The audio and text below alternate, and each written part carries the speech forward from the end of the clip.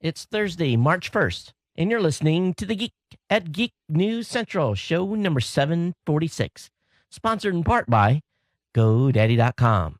Save 25% on a fourth-generation hosting account by using the promo code CES2.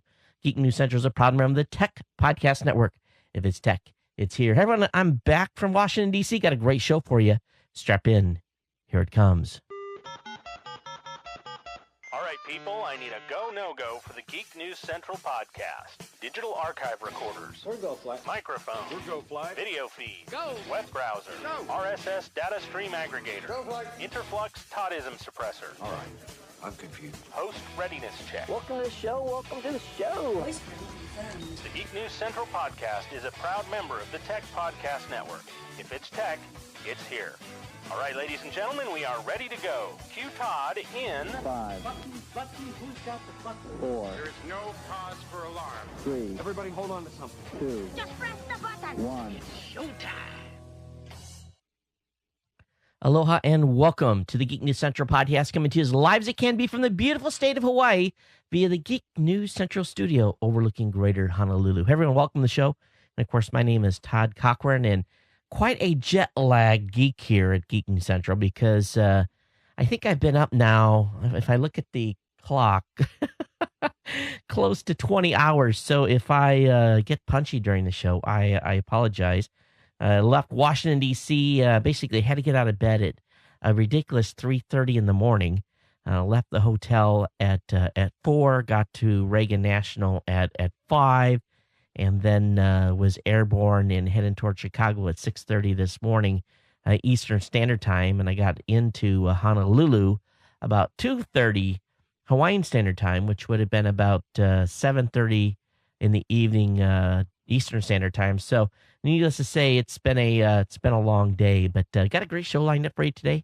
I'm going to go through some tech and talk about what's going on in the space. I'm going to give a warm welcome to all of the Ohana, all of you that are longtime listeners and viewers of the show. Of course, if you're checking out the show for the very first time, I want to encourage you to get over to geeknewscentral.com and, of course, check out our great content over there at GNC. And really, all you got to do is go over to the website. And to get subscribed to the show, there's a big orange box there in the second column of the website with all the links necessary to get subscribed to all of our great shows, whether it be Geek News Central, Saturday Morning Tech, our special media events, the Gadget Professor, Robot Underpants, or the Chrome Show. So definitely get subscribed to our shows. And while you're over there, there's a newsletter link as well. The newsletter really is a way for you to stay abreast of what's going on with the show. We send out an email immediately following the show that has everything is basically in the same thing that's in the blog post on the website. So if you're not signed up for the newsletter, don't worry. You can always come over to the website and check out what has happened with the show. If you can't catch us live, you can watch the show on our Tech Podcast channel on the Roku, Boxy, Samsung Smart TV, Google TV, or, of course, on the web, iPhone, iPad, Android, whatever which way you want to catch the show, you can do so. You can contact me here at the show on Twitter at Geek News. Of course, you can always email the show, and we recommend that you do that. That's the best way to get through to me, geeknews@gmail.com. And, of course, our voicemail hotline is available 24 hours a day at 619-342-7365. And for those of you watching the show, there's I'll let you guys take a few minutes, and you're seeing something on the screen right now. I'll let you guys have a little fun with that. But definitely want to thank all of you for tuning in and being subscribed. I've got it's the beginning of the month here, and it's been crazy here. January, February's been nuts. Things are starting to finally calm down a little bit. Did not plan to go to DC this week, and that was kind of unexpected. So that threw things off here on what's going on with the schedule with some studio improvements and having an electrician in and a couple other things. But we'll keep you advised on what's going on that. But I should be home for a couple of weeks. I do have a quick trip to the Valley, I think on the 13th or 14th of March. So I'm just going down for a couple of days. And then I think I'm going to be home the rest of the month, keeping the fingers crossed here. He did have a nice meetup with one of our listeners in DC. I had dinner with Barry. And Barry, we checked out this cool Mexican restaurant. Had just an when you order food from a Mexican place, you expect to get a a nice platter of food. But when they delivered it, I mean, it was insane. I mean, insane how much food. I told the guy, I said, how do you, this would be like 3 people that could eat this. I said, his portion is out of control. And I just couldn't believe it. I mean, him and I both sit there and stared at this plate and we're like, did they mess up or what? It was crazy insane on how big the portion was. And I think I had him box half of it up. And of course, on travel, what do you do with that? You know, you take it back to the hotel and, you know, warm it up in the microwave. That doesn't really work real well. But I think that's why we're all getting too fat in this country, is they get portion size way too big. But had a good time in D.C., and of course, I'm glad to be back here in Honolulu. Hey, I want to thank our sponsor, GoDaddy.com, one of our sponsors here at the show. And really, this is the best way for you to help support the show by picking up their products and services. And we've got some great deals, got some great stuff for March as well. What I'm offering for you in our March offering is we're going to be able to get you, let's see if I can bring up the right page here. There we go. What we'll be able to do is get you a free private registration with a domain purchase or transfer.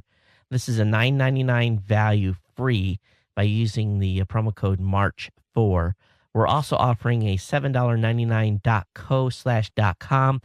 First year only. Code works with the promo code COFEB3. And of course, we've got our ongoing promotion with the 25% off on the 4th generation hosting. Of course, you can take that $9.99 ultimate plan that's available on the website. You can apply our CES2 code to that and get that down to $7.50 a month, or you can take the $5.99 value and get a 25% off there.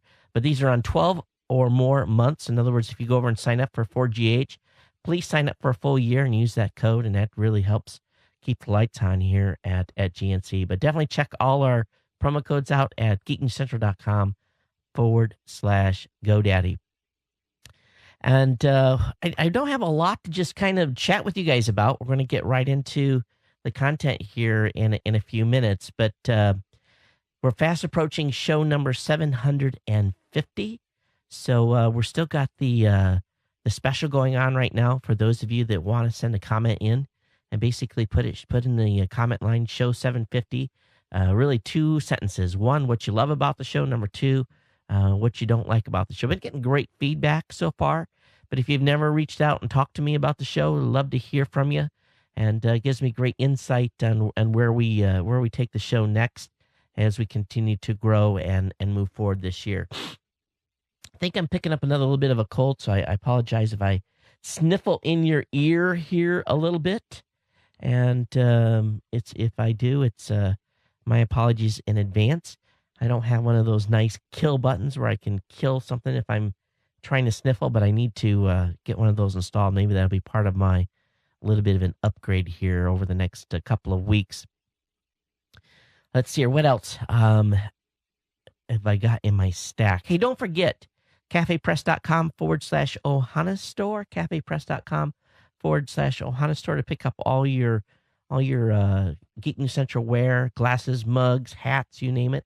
And it's managed by Sam, one of our Ohana members over. Of course, Sam lives in Albuquerque, so we want to thank Sam for managing that. Again, cafepress.com/Ohana store.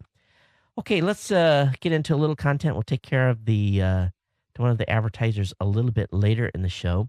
But one thing we did notice here was that, I tell you, it's kind of a relief to be done with all of the CES content. It was just, an insane amount of work. Matter of fact, my PayPal account's going to get hammered starting tomorrow morning when I start paying everybody for February's postings, because we paid them through January, and I added $2,000 to the account a few days ago, knowing that it's going to take a major hit. But it's all the writers at Geek News Central have been really just cranking stuff through, and I really appreciate it. The team has been good, and again, we are starting to look to add 3 to 4 additional writers on the team.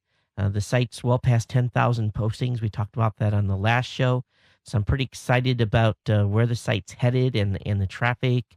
So we're looking to add some writers to the show. If you want to become a writer here at Geek News Central and be one of our regular contributors, geeknews@gmail.com is the way to reach out to me there. Let's see here. Now, let me go ahead and just start with the top of the stack today.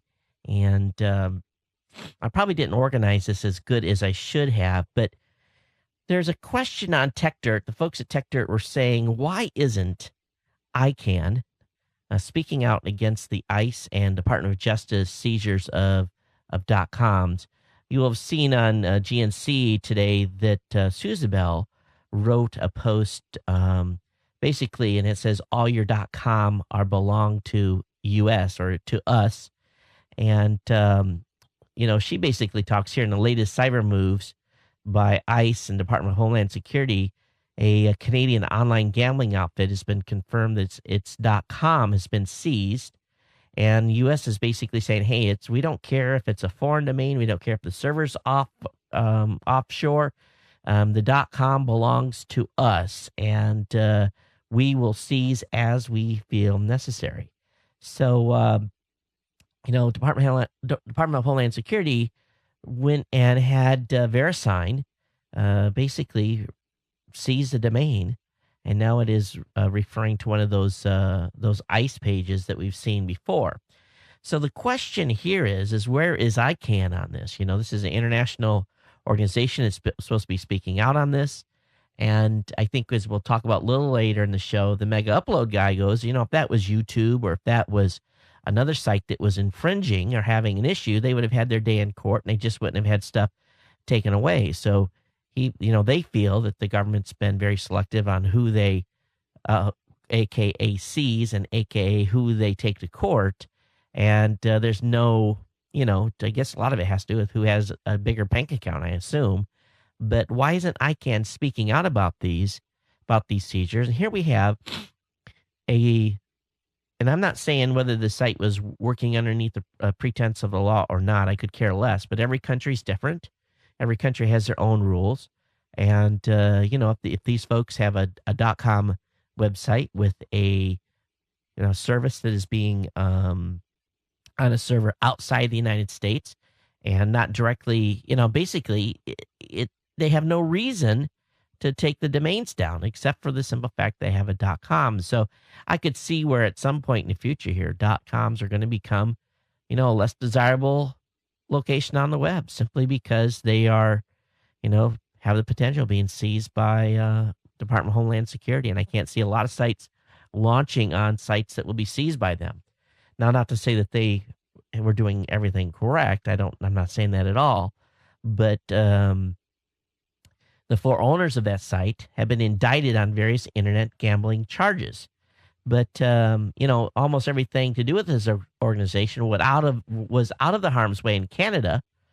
And so this is, so the Canada's not going to hold them accountable. Then why would, it only applies to the United States. So it is kind of a interesting ongoing saga here with these domain seizures. So I think that's a good question being asked is where is ICANN? How come they're not speaking out? And they've just been very, very quiet. Is it because the U.S. government dumped so much money into the ICANN organization each year? Is that why they're being quiet? I don't know, but we'll see. And if you've got a domain or a website that has got less than scrupulous content on it, better not have it on a .com, that's for sure. The FBI has purportedly, excuse me, the FBI has purportedly turned off about 3,000 GPS devices following the Supreme Court ruling, and it's supposedly shut those down, over a period after the Supreme Court ruling. But the question I think we all have to ask on those GPS devices that were put on people's cars and so forth was why didn't they just get a court warrant in the first place? If they had done that, there wouldn't be any issue to deal with here at all. But obviously, they obviously thought that if they couldn't get a warrant, they were obviously on just doing fishing expeditions here on these vehicles that they were tracking.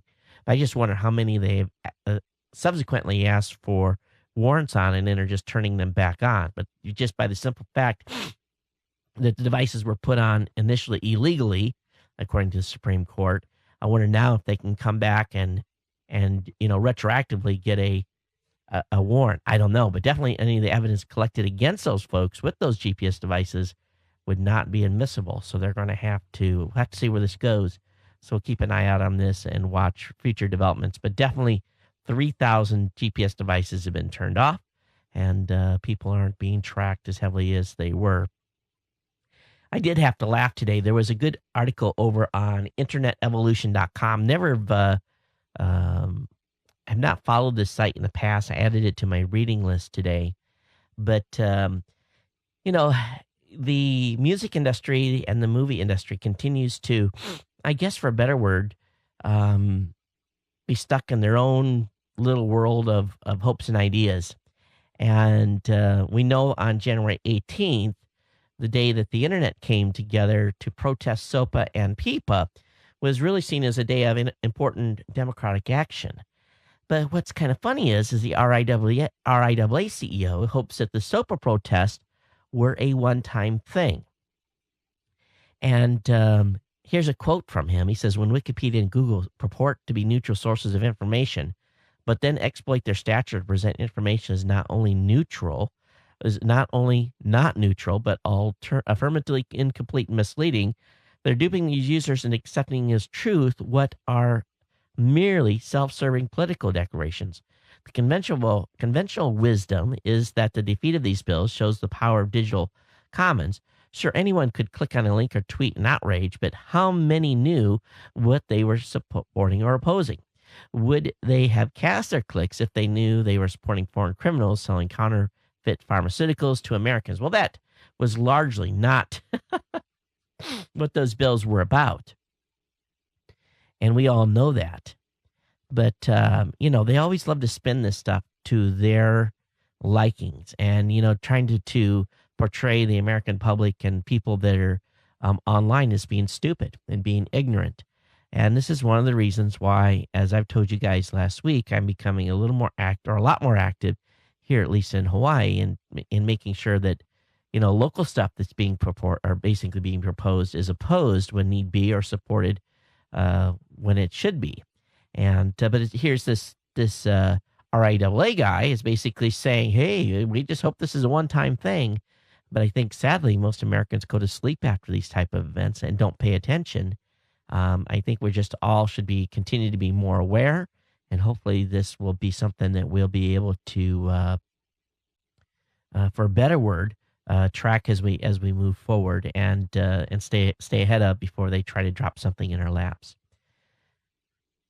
A couple of days ago, switching topics here, Mozilla introduced a Firefox plugin called Collusion, Collusion. I installed it on the laptop I was traveling with. I don't have it installed on this desktop, but I was playing around with it. Loaded Geek News Central up, and I looked to see what my site was doing when people came to it, and I noticed there was about 2 off links, one going to stuff that we're tracking with ad speed for some of the GoDaddy ads, and one that was going over to our server that serves for the GoToMeeting banners. And I saw how those were being intertwined. And then I surfed a whole bunch of other sites to see if there was stuff that was cross-linking back. As a matter of fact, I went over to some of the sites that are running our campaign and was checking to see if they were, if it would cross-link and update. And so far, I was pretty happy with the lack of interconnectivity tracking that's going on from the cookie that's being placed. But I went over to sites like CNN and Fox and MSNBC and a variety of other sites, and just what happens. And what this plugin does is it gives you a visual graphic representation of how they're tracking you and what and who they're calling home to mama with your data on. And I noticed when I went to CNN, it was like this huge bloom of sites that just loading a single page. It was like 10, 12, 13 different sites that were basically getting information about you. And as I was moving around, how some of that was interconnecting. I even tried loading because I was kind of curious. Okay, so we did some traditional sites, and then I went in and looked at actually loaded a single adult site, and I had that load and see what would happen. And the cookie deltas were going to different areas. It was just like there was whole different grouping of companies that were working with the adult sites as compared to who are working with a mainstream site. And there was a way you can clear the cache and you can relook at things, loading different pages. I was just really fascinated. I probably spent an hour going to different sites to see how things would load. So it's worth it just to load Collusion and playing with this for a while to see, who's tracking you and how they're interconnecting. And this really gives you an idea on how third parties are really, how deep they're getting into where we're going, what we're doing, what we're sharing information with. And again, I don't normally go to an adult website, but I wanted to see what the difference was just from a tracking standpoint. And it was pretty curious. It really was. And I spent some time messing around with it, but it's worth loading. And I think your eyeballs are going to pop out of your head when you see it and how it works. And it was, to me, and a lot of companies I've never heard of before. And I'm going to their websites and looking at their services. And a lot of these companies are not working. They don't have this big, huge forward presence. But, you go to CNN and there's 12 sites that are tracking you and you're looking at each one of them. It gives you, you're going, okay, who's this company? And you go over there and they specialize in a little thing and you click on another link and it takes you over to another site and they specialize in a little thing. So a whole bunch of stuff going on about tracking it. So I have that link up in the show notes for you to check out.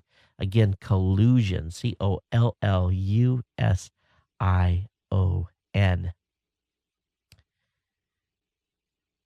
NBC 10 in Philadelphia at NBCPhiladelphia.com interviewed a guy that was riding the SEPTA bus in Philly. Now, I've never rode the public transit system in Philadelphia before, but this guy was basically taking it upon himself to jam people's cell phone calls. And it all started when a NBC 10 worker was noticing that this guy was basically very actively displaying this cell phone jammer. And people would get on the phone and he would start pushing buttons and then people would get dropped off their phone calls. And he was purposely trying to get people's phone conversations killed. And the NBC 10 crew caught up with him. It was a very interesting interview. There's a video spot on this I'll let you guys check out. And they said, did you realize what you're doing is illegal? And the guy basically came back and said, no, it's what I'm doing is not illegal, blah, blah, blah. And of course it is. It's illegal to jam a cell phone connection. So apparently just hours after the NBC 10 investigators told this guy that the cell phone jamming was illegal, he called to say that he did more research and discovered what they had told him was true and said he would dispose of the device. Well, what it is, he's probably scared to death because the fine on this could be $16,000. And they're illegal because of public safety concerns. So, here's this guy, and he's just like, the reason he was doing it, he didn't like people talking on the bus. I was just like, holy smokes. When I'm mobile and on the move, I get a lot of business done. It's, it's the time to, be able to multitask but this guy didn't like people talking on the phone, so he was jamming them. But he probably would have got away with it if he wouldn't have been blatantly holding the device up. And, because it looked just like a walkie-talkie. And, if he had it kept in his pocket and flipped the switch on, people would have known the difference on that. So kind of an interesting move on this guy's part. But maybe they're not going to have any problems on these specific bus route anymore. But I wonder if the FCC is going to want to have a discussion with this gentleman and maybe apply one of those $16,000 fines. All right, are you an AT&T Unlimited customer? In other words, do you have the original AT&T unlimited plan. Well, so sorry, because AT&T has basically held up its hand and it stuck its middle finger out at you, because this morning they made an announcement surrounding when it would reduce access for people with unlimited data plans. These are, again, those of you that have a data plan that was supposed to be unlimited. You haven't, basically changed plans. You're still on the old system. So now this is what your unlimited plan that you've been using for several years is going to get you. Each time a customer uses more than 3 gigs of data, their data speeds will reduce for the rest of the billing cycle. The next time a user exceeds that usage level, speeds will reduce without another text reminder. So you get warned. If someone has a 4G LTE smartphone and still has an unlimited plan, the same process applies at 5 gigs of data usage instead of 3. Your data throughput speed will change if you use 3 gigabits or more in one billing cycle on 3G or 4G smartphones, or 5 gigabits or more on a 4G LTE smartphone. And, here's a couple of things some customers say. How dare a customer use their phone for what's capable of doing? If I pay for a service, especially at these high prices, and my phone can view videos, I want to view videos. AT&T should just turn off all the data-hungry aspects of the phone. But we know what would happen next. No customer, no iPhone. So it's easier to do bait and switch than improve service and equipment. And it just goes on and on. People are very upset, as they well should be. But your unlimited plan, AT&T's definition of unlimited, now means that if you use more than 3 gigs of data, they're going to reduce your data speed. So it's got to make you feel real good, right? Why are you paying that extra money? You might as well just switch at this point. That's what they're trying to do. They're trying to strong arm people. But it's just thing smells class action lawsuit all over the place. Breach of contract. But it's just amazing that AT&T continue to get away with this type of stuff. Or you can go to Sprint, where they don't have data caps yet. All right, remember that gal that was out in Colorado who was told by a judge that she had to provide the password to decrypt her password, which the feds considered there was data on there that would help prosecute her. And basically what has happened is she had said, I kind of forgot the password. But I guess the federal authorities, now think about this one for a second. And let me back up. This gal had a laptop. There was data on it that was encrypted that potentially has information in there that would incriminate her. She did not want to provide the password on the basis of self-incrimination. Okay, so people plead the fifth, right? And you plead the fifth, you're basically saying, I'm not going to say nothing because what I say or can or may do may incriminate me. Well, she had lost that Fifth Amendment battle against this judge, and the judge was going to force her to decrypt it, but the feds instead went in and decrypted the laptop. It makes me go, what kind of encryption did she have on that? How did they get it decrypted? Did they use brute force? What did they do to get this laptop unlocked and this data unlocked? It makes you go, doesn't it? Depending on, and really this is something I hope we're able to find out upon later, is what really was the encryption level on this laptop? What had she used to encrypt it? Because if they were able to decrypt it with brute force, it makes you go, doesn't it? So she doesn't have to self-incriminate now. They've got access to the data. So we'll see. We'll see where this goes. But this is big. And they're accused of filing fraudulent documents to obtain home titles and selling houses without paying a mortgage. So I'm not saying what they did was right or wrong, but still, we all have a constitutional right to not self-incriminate. Pleading the fifth, you still may get prosecuted, but at least you don't have to testify against yourself. And but in this case, they got the access to her laptop with or without her decryption password.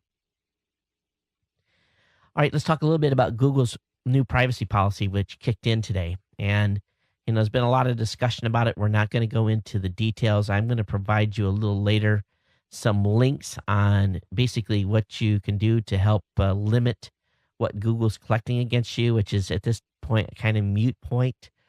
But I'm sure there's going to be some court challenges of this coming out of the EU. But today's Google's official blog reminded users of the change. And there's a couple things you guys really do need to do. You need to set your limits on how much. There's two ways you can do on web browsing history. And there's a couple selections within your account. If you don't set it, they'll keep your web search or your web activity forever versus 18 months. And so there's a bunch of stuff here. So if you haven't paid attention to what was going on to that, please be aware that this new policy is in place. And I'll have some link up in the show notes a little later for you, telling you what to do with the YouTube data and web surfing and web search results. All right. You guys heard about Zemlin? And boy, those of you that are Linux users, you're going to get excited about this. How would you like to have a $25 to $35 Linux computer? Zemlin is available, and this is pretty cool. It's called the Raspberry Pi Foundation. It's $35 Linux computer.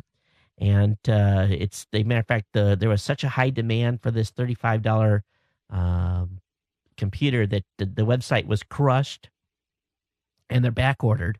I want a couple of these because they developed this on a bare ARM board, and then they included a 700 megahertz ARM11 CPU and 256 megs of RAM. The devices are about the same size as a deck of playing cards, and you can plug a network card into it, network cable into it, a USB device. It's got a little power thing. You've got a place to get HDMI out for video. It's actually got, I think, an SVGA graphics out as well. So when you check this out, I think you're going to be impressed. This is a great little project board, and not a lot of power here, but this thing is way, way cool. It'd be great for students.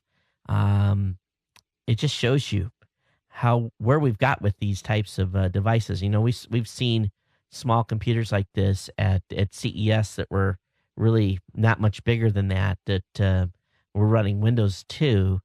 But it didn't cost $35. They were much more expensive. But again, the Zemlin, Zemlin, it's a $25 to $35 Linux computer.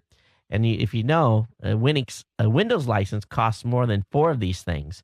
So what you want to do is look for Raspberry Pi, and link will be up in the show notes for you. But cool article over on ours. Now let's talk a little bit about browser and where browsing behavior was in February. Internet Explorer 48.91, Firefox 19.35, Chrome 17.48%, Safari 9.25, Opera 2.62, and a variety of other browsers make up the rest. So that's where we're at on the browser. Now, desktop market share, when it comes to, well, it's the same thing, right? Let me look at this. Why would say worldwide desktop browser share, worldwide combined browser share. Okay, so yeah, the percentages are about the same. But IE has dropped a little bit. Chrome is on the increase. Firefox is on the decline. Safari's staying pretty flat. I find myself using Chrome a lot more now. It's a lot more stable, it seems to be recently. Oh, you're going to love this one. You know those voting machines? Well, security experts have warned for a long time that electronic voting systems are decades away from being secure, and to prove it, a team from the University of Michigan successfully got the foul-mouthed, drunken Futurama robot Bender elected to the head of a school board. So basically what's happened is, and this has been, this information hasn't come out for a while, but it's just recently been documented, where a Washington, D.C. election board announced it'd set up an e-voting system for absentee ballots, was planning to use it in an election.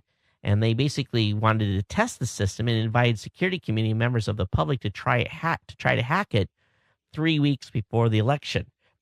And the University of Michigan folks got in this thing and basically really had a great time with it and found all kinds of security issues.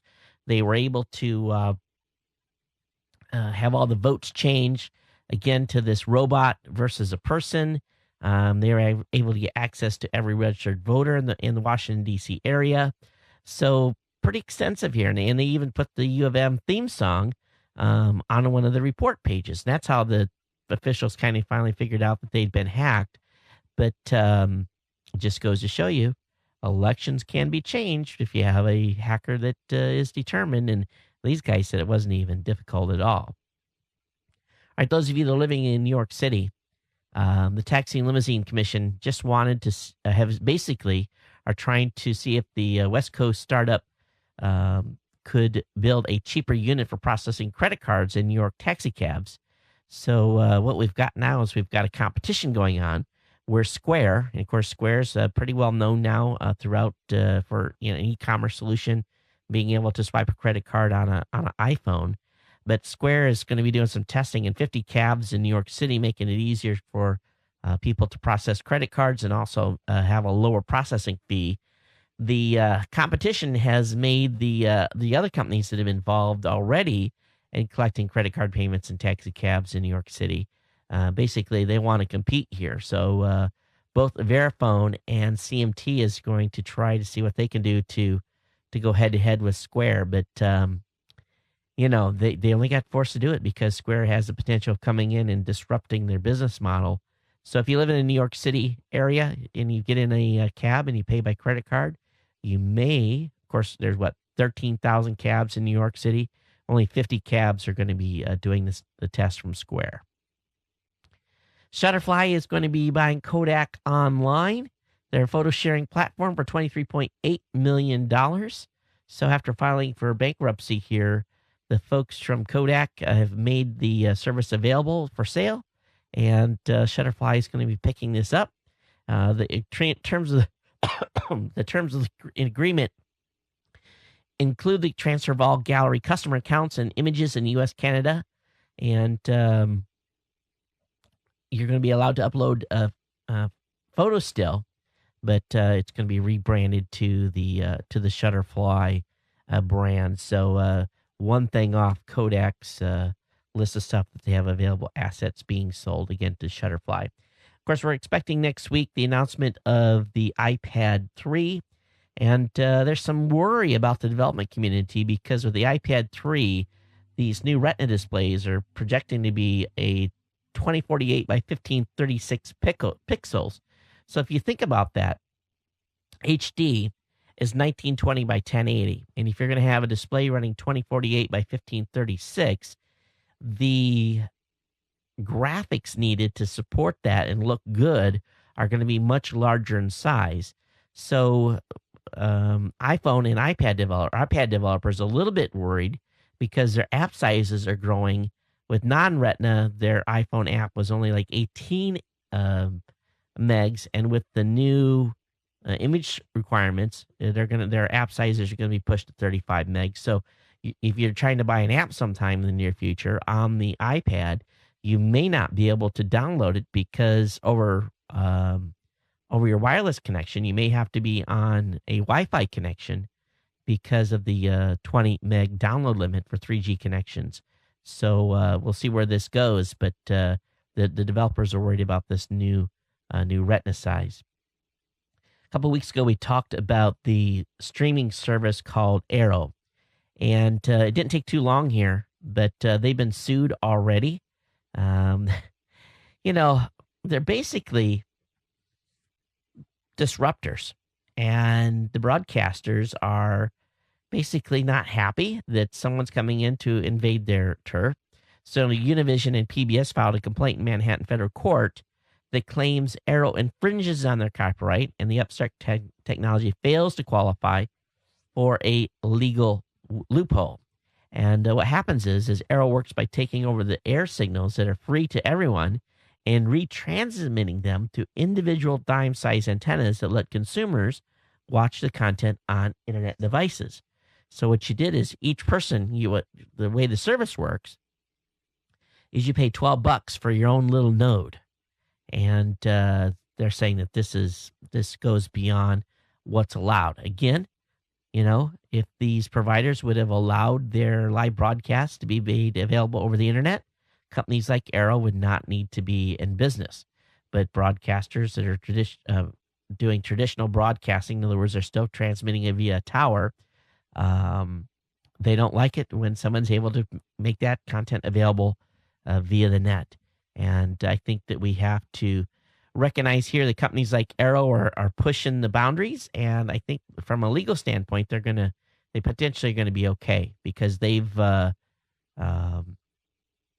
really, unlike some of these other companies that have been in existence, they were really watching what they were doing and tried to pay attention to what the law would allow.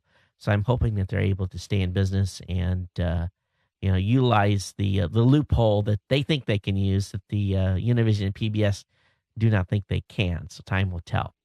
All right, if you're a Zynga, Farmville, one of those type of fans, Zynga is setting up Zynga.com as a place for its own games and those third parties to live outside of Facebook. So, you really can't blame Zynga for doing this. But one thing's for sure is Zynga is basically saying, hey, we're big kids now, and we need to have our own online presence. So we'll see what happens here with the relationship they're having with Facebook, because most people are playing Zynga games like Farmville, Words with Friends, and Mafia Wars via the, through the Facebook interface. How to kind of relate this to is back in the day when I was running my bulletin board system, there were certain games that just people went absolutely ape crazy about. And they were pretty simple games that were, strategy games and so forth. But it's kind of like that. People would log into my BBS every day to play the game. But as soon as some of those games became available on the net, no longer did people need to come to my website just to play them anymore. So same type of reference here. So I think it's kind of funny how history repeats itself. Hey, I want to take care of a little business here as we are a little later in the show. And let me write down the time hack here. We're at 42 minutes and 25 seconds. But I want to thank the folks from GoToMeeting for being a sponsor here at the show. And really, when it comes to being able to attach a face to a name, it's really important. I deal with a lot of people on a day-to-day basis that I've never met. And so you're talking to them on the phone, and, it's kind of impersonal, right? So when you want to get a little more serious and you have a business meeting, that face-to-face thing really enhances a relationship. And that's really how people do business. Now, I can't meet with everyone because I'm here in Honolulu, and I flew to DC, spent 2 days in face-to-face meetings that I couldn't do from my computer. So, when I am home and I need to have a meeting with someone, I want to be able to have it to be very personal. And that's why I recommend GoToMeeting with HD Faces. It really lets you meet face-to-face from anywhere in the world. And the video is absolutely fantastic. And this is one of the best features that the folks at Citrix have added to GoToMeeting in years. And with GoToMeeting by Citrix, it just takes a webcam and a click to collaborate in a group HD video session. You can see attendees eye to eye while collaborating on documents real time. You'll feel instantly connected. And we actually use it sometimes just to do meetings. We're not even looking at documents. We use it as a video conferencing system. So I use it for meetings here. And I can't stress how great it really is. The HD video is just absolutely clear. So what I want you to do is I want you to start hosting your own face-to-face online meetings today with GoToMeeting. As a listener of this show, you can try it for free for 30 days. And really, you don't want to wait. You want to get connected to this special offer by going to GoToMeeting.com. You click on the orange Try It Free button, and then you use the promo code podcast. Be sure to use the promo code podcast on the page. That'll get you the 30-day free trial, and it'll also make sure that we get credit for your trial here at Geek News Central. And we want to thank Citrix GoToMeeting for being a sponsor here at GNC. Longtime sponsor. They've been here for a long time, and they got a great product, and I love how it's matured over the years, and I'm hoping that you'll give it a try, and thanks for GoToMeeting again being a sponsor here at at Geek News Central. Okay, let's go ahead and get back into the tech content. According to Google, the presidential candidate Rick Santorum is no longer known for being a frothy mix of lube and fecal matter. Well, I don't care who you are, if you're running for president or you're just the guy that's on the street that has got a business. Anytime you search your name or your business's name and you find a search result that's related to you that is, how should I, for a better word, disgusting or inappropriate, it just irritates you. But something has happened, and even though Google has not supposedly changed their logarithm, basically they're saying that the reason that this listing has changed on Google, because it's now further down in the list, is something to do with Google's safe search. And safe search is basically something where they're looking for content that's inappropriate and they're making it lower in the Google search results. So I guess now Google is tweaking on adult material. I guess that's the best way to describe it. But we'll see how long this lasts. But this is being reported over at Gizmodo. But I know this has been a topic on different websites and talk shows and so forth. But it is interesting to see how the reason it was on the top of the list is there was a viral campaign run against him to try to get that site in the top search results. It was very effective. So interesting to see now that it's finally dropped, even though Google said that they would never, force the logarithm to take it down. But something has been tweaked, that's for sure. Another article on Gizmodo basically talking about a online magazine, and they're saying this is the most beautiful online magazine we've ever seen. If you are a photographer, you may want to check out Edits. Edits is a magazine about photography, and you can find it at editsquarterly.com. And from everything I'm hearing and reading this is an absolutely amazing online magazine. So if you're into photography, definitely check it out at editsquarterly.com. I have a link up to the article both that was in the Gizmodo website and here to their site directly as well. Well, today, and I wasn't really familiar with this guy. I don't follow this political blogging scene, but the guy by the name of Andrew, and I apologize if I say his name incorrectly, Breitbart, died today, and he was in his 40s, and it makes me wonder, oh my God, here's this guy in the prime of his life, and he drops dead. And there is some speculation that he may have had some circulatory, in other words, some sort of heart issues. Of course, it's not known completely, but they did a write-up on what are your chances of dropping dead in your 40s. And apparently, deaths per million of people, of those that are 40 or so, total expected deaths in the next year for heart disease is 29,000, accidents 16,100, suicide 6,500, ill-defined causes 2,700, homicide 2,400, undetermined suicide or poisoning 1,300, or some sort of a birth defect or some other disease 617. Total expected deaths next year. And again, heart disease continues to be a leading cause of death, and even those that are in their 40s. Breitbart was only 43, and sadly he leaves a wife and children. So it just makes you sit back and go a little bit. You guys all know that over the past couple of years I put on some poundage that I probably shouldn't have, and I sit behind a desk way too much.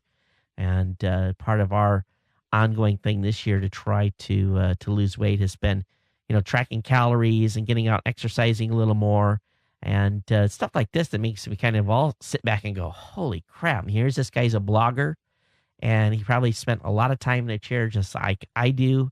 So, it's stuff like this that should make us all wake up, and thus those of us that are techies to get out and do a little exercise and get the heart rate up and eat better.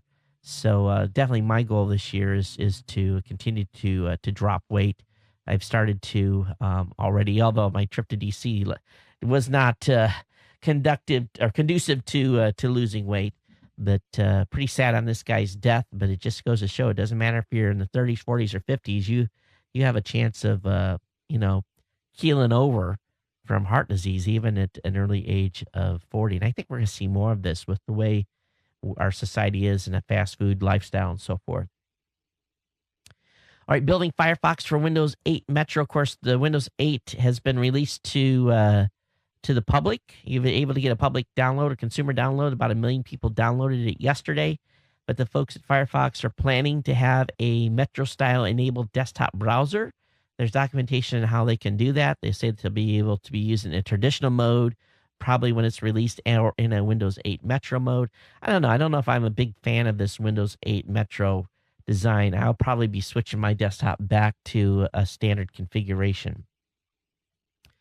Over on that'snotfunny.com, if you are a Comcast user, according to Comcast, 70% of nearly 500 million video streams of subscriber watch on demand come from their free section of its video on demand library. And basically, they think that content should be bringing in cash. So they're going to be adding advertising to it. So if you're using a Comcast video on demand, it's quite likely here in the near future that you're going to have ads being rolled into the content mid-roll, which really means that with it being on video on demand, they can even stop you from fast-forwarding through it. So the VOD play is likely to be affected here, and you're not going to be getting it advertising free. Any way to get more money out of us, right? And get more exposure to advertising is their goal. And there's some rumor out that Apple is reportedly going to be shipping a 7.85-inch iPad, squarely targeting the Kindle Fire. There is some rumor. Don't know if that's going to be announced next week or not, but that is a potential thing that could be announced on March 7th. Kim.com said the U.S. government is protecting an outdated monopolistic business model. And some of the stuff we talked about earlier in the show is covered in this article over at torrentfreak.com, basically saying, hey, that he believes that the company had the same rights as YouTube in its case against entertainment giant Viacom in 2010. And they said that service providers could not be held liable for infringement as long as they remove links upon copyright holder request, even if the provider knows that parts of the service are being used to host illicit content. He says, the Mega Upload guy says that YouTube won their lawsuit. And he says, I'm sitting in jail. My house is being raided. All my assets are frozen without a trial, without a hearing. He says, this is completely insane. It is what it is, said .com of his predicament. .com told Torrent Freak that the indictment left out many facts, not least that Mega Upload users enter into a binding legal agreement when they sign up to the file hoster, which included promising not to use the service to commit crimes or infringements, a point tackled again today by some other folks that have some websites that are covering the Mega Upload case. He says, of course, this is a romantic notion, though, isn't it, that just because we tick the box accepting the terms of service that we're going to behave ourselves when we're in there? Questioned this reporter, adding that Mega must have known that people would have inevitably agreed to the terms of service and then gone on and done whatever they liked. So some good arguments here on, this prosecution being it is what it is, a witch hunt.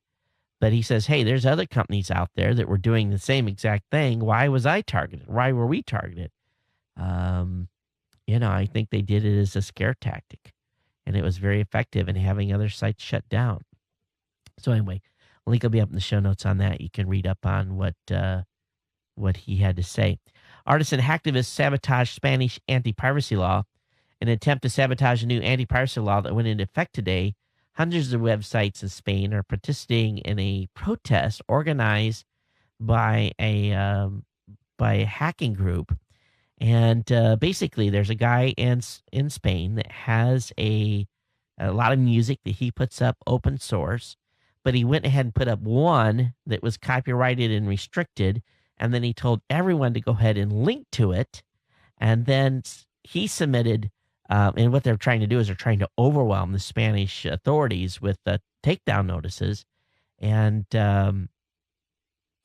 they organized a unique form of protest here by purposely linking to this specific track and then having the artists send down the takedown notice. And the sites that are participating in this know that their sites could be seized or removed from the internet, but they're just showing how absurd this new rule is in Spain. So interesting way. Basically, they're saying, the guy that normally gives away stuff for free makes his one piece of content copyrighted, has ask everyone to link to it, and then he delivered the takedown complaint, and I guess thousands of them. And the way the Spain government's working on him is first in, first out, and that's how they're going to continue to overwhelm the system by sending in these takedown notices. Kind of interesting move by this group. We'll see if it's effective or not. And the new Windows 8 is going to have a kill switch. And this is, a hacker's dream come true. And it's very scary if you think about it. We all know that Apple and Android has the ability to remove an app from our phones and to kill it, essentially. But Windows is a different animal. It's something that, it's a software that sits on our desktop that we all become very reliant upon. And with this kill switch, it's going to be inside Windows 8. They're going to be able to remotely delete software and edit code without the user's permission. And although Microsoft claims that the switch would only be used for software that is downloaded from its app store, they say no official policies clearly define the critical purpose of the kill switch, and nothing is truly considered illegal, and that includes issues regarding spying, censorship, and free speech. So kill switches are it's pretty scary what they could do here. And in the Windows Store terms of use, Microsoft made it clear that it can pull the kill switch at its discretion. So what do you think about them having a kill switch inside Windows 8 on your desktop? I don't know if I like that or not. Now, Star's contract has ended with Netflix. I didn't even know, but apparently Netflix had access to some of their live content, even though it wasn't easy to find on the Netflix app. But if you're hoping to watch any Star's content that was on Netflix, it's now gone. As of today, the licensing issue is finished. Apparently, next week there's going to be a new Apple TV in conjunction with the iPad 3. So I'm pretty excited about what's going to be going on here. And really, I've been thinking about this a lot over the last couple of days. And what I think they're doing is you're going to have a new iPad 3. It's going to be what it's going to be. But the new Apple TV is probably going to have a new processor in it, probably apps. And it's going to give people the ability to start building apps for the Apple TV to get ready for their potential actual television release. This is a nice incremental way to be ready for a big TV set. That they're going to release something this fall, if they update the Apple TV now, the hockey puck, and people buy the new hockey puck, start developing apps for it, I've got my team really on ready. We're on ready to go as soon as the Apple TV is announced that there's going to be apps in it. We're going to be code writing or hot and heavy to be ready to have apps and channels up on the Apple TV. We understand the value in this particular space, even more valuable, we think, than what's on your iPhone and on your iPad from our perspective and our content. All right, 2 articles on Lifehacker: how to remove your Google web history, and also how to hide your YouTube history from Google's new privacy policy. So I have those 2 links up in the show notes for you to check out. And I got a couple of articles again here at Geek News Central. The allyour.com or belong to US that was written by Andrew. Oh, it was Andrew, not Suzabel. I apologize. And Alan also put up a new post on Sony releasing a waterproof handycam. You'll definitely want to check that out. Always nice to have waterproof handycams, especially if you're doing a lot of water sports. Android also has a bit of an issue. Android is exposing your photos to third-party apps. They're promising a fix. A little bit of a bug here. Of course, iOS already had an issue where your photos were being exposed to third-party apps. So both iOS and Android are patches pending here. and we'll see where this goes. All right, last article tonight. Sandia National Labs have developed a monitoring smart outlet, and these guys, the Sandians, are absolute geniuses. They're rocket scientists. This is where the big brain people work. It's pretty exciting to see Sandia having a division that is basically putting together a monitoring device that will built into your wall that is basically a real super duper smart switch. And I'll have a link up in the show notes on this, but nice to see they're using their rocket scientist mentality to work on stuff that we can use in everyday life in our homes for power monitoring and that kind of stuff. So we'll see what comes out of that. And of course, they'll probably turn their ideas over to industry and let them complete commercial products on it. All right, let me see what I've got in email tonight for you. There was no calls came into the hotline. So definitely want to remind you about the hotlines available 24 hours a day, 7 days a week. 619-342-7365 is the telephone number. And let me load this up here. I got lots of stuff coming in on show 750, so I want to thank those folks that have submitted some things. I've got an email here from Jeff. He says it's basically talking about how a lot of internet-connected TVs are not connected, and we all know that more than 50% of internet-connected TVs are not currently connected to the net, which is sad because if you've got one of those machines, you definitely want to get it hooked up so you can have access to all the great content like Geek News Central and our 10,000 shows over at Blueberry and shows at techpodcast.com. So I want to thank Jeff, Deb, Sean, Robert, Bruce, all for your comments that came in that were not for release on the show. But again, if you got comments on the show, all you got to do is email me here. It's real easy, geeknews@gmail.com. As I mentioned earlier, I've been up a lot of hours here. So I'm going to wrap the show up early tonight, but I appreciate you guys coming out, hanging out with me. I'll have the show up in replay here in a little while. We're going to, I got to do some switching out, but we'll have the show up on replay for those of you who are watching live right now that may have missed part of the show. But again, if you've got comments on tonight's show, reach out to me on Twitter @Geek News, or of course, geeknews@gmail.com. And of course, it's been my pleasure to bring you the show here. We'll be Saturday morning. We're going to have a Saturday morning tech show.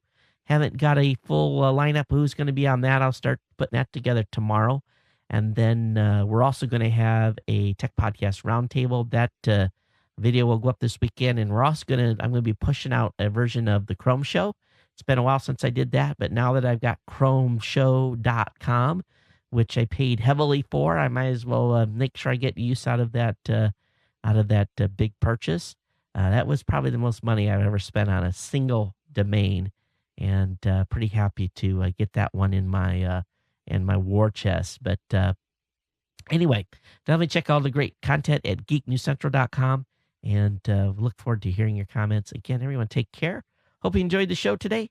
Until next time, everyone, take care and aloha.